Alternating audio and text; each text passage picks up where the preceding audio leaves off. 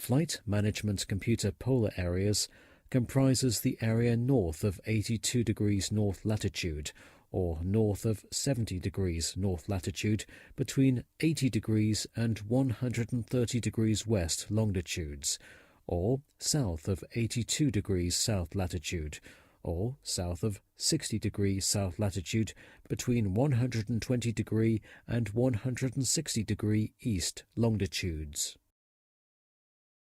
Thus, as the fuel cools, it changes from a homogeneous liquid to a liquid containing a few hydrocarbon wax crystals, to a slush of fuel and hydrocarbon crystals, and finally to a near solid block of hydrocarbon wax.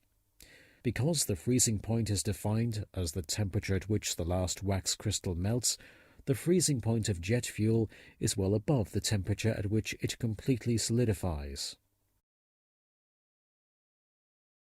In consultation with airline dispatch and air traffic control, the flight crew decides on a plan of action.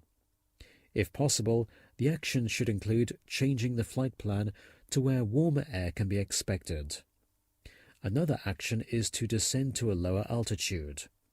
The required descent would be within 3,000 to 5,000 feet of optimum altitude.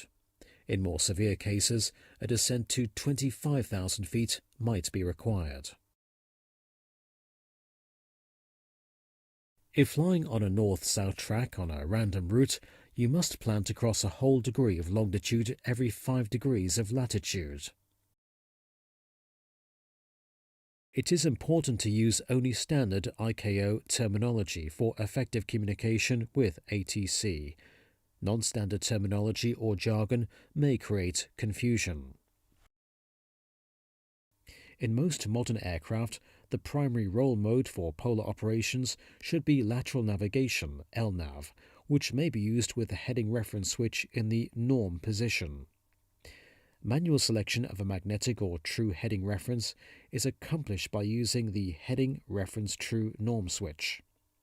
When the airplane is operating in a region where the IRS does not compute magnetic heading, the reference is automatically changed to true, independent of the position of the heading reference true norm switch.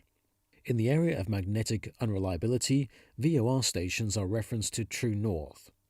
When the aircraft reference heading is selected to true, the information given by the VOR will be correct. However, if the reference heading is set to magnetic, the station will be displayed incorrectly.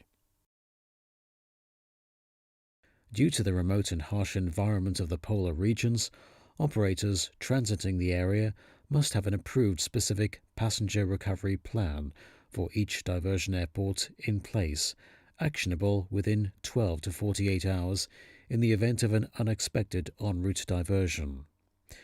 The plan needs to address the full logistics of both passenger and crew handling, including provisions for their complete physiological, medical, and communication requirements, as well as plans for their transport from that airport onwards.